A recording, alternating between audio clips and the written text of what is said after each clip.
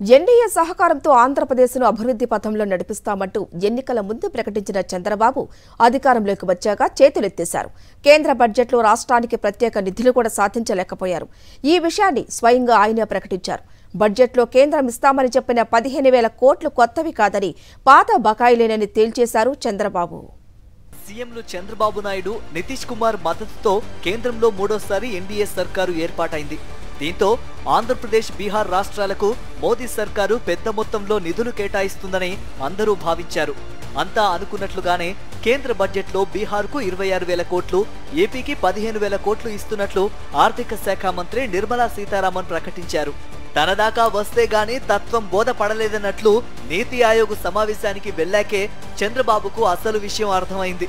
అమరావతి అభివృద్ధి కోసమని కేంద్రం ప్రకటించిన 15,000 కోట్లు కొత్తగా ప్రకటించినవి కాదు, పాత బకాయిలేనని. నీతి ఆయోగ్ సమావేశం తర్వాత చంద్రబాబే స్వయంగా ఈ విషయం ప్రకటించారు.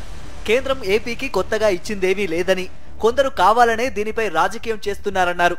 అంతేకాదు, కాంగ్రెస్ పార్టీ వల్లే ఏపీ నష్టపోయిందన్న చంద్రబాబు పాత బకాయిలు చెల్లించాలని కేంద్రాన్ని కోరుతున్నట్లు చెప్పుకొచ్చారు.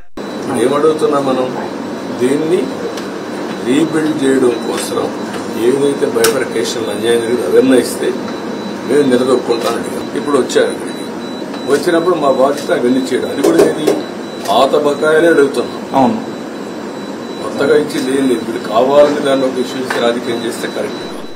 కేంద్ర బడ్జెట్లో ఏపీకి సాయం అందదు అన్న విషయం ముందే తెలిసినా మేకపోతు గాంభీర్యం ప్రదర్శించారు చంద్రబాబు. బడ్జెట్ ప్రవేశపెట్టే ముందు ఢిల్లీ వెళ్లిన చంద్రబాబు కేంద్ర హోంశాఖ మంత్రి అమిత్ షాతో భేటీ అయ్యారు. ఆ సమయంలోనే ఏపీకి నిధులు కేటాయింపు ఉండదని తేల్చి చెప్పేశారు. ఈ విషయాన్ని టీడీపీ పార్లమెంటరీ పార్టీ సమావేశంలో చంద్రబాబే స్వయంగా టీడీపీ ఎంపీలకు చెప్పుకొచ్చారు. మొత్తంగా సంపద సృష్టించి అభివృద్ధి చేస్తానంటూ ఓవైపు, కేంద్రం సాయంతో ముందుకు వెళ్తానంటూ మరోవైపు గొప్పలు చెప్పిన చంద్రబాబు ఇప్పుడు చేతులెత్తేశారు. ఈ కారణాలన్నీ చూపిస్తూ ఎన్నికల ముందు ఇచ్చిన హామీలు ఎగ్గొట్టే కుట్రలకు తెరలేపుతున్నారు.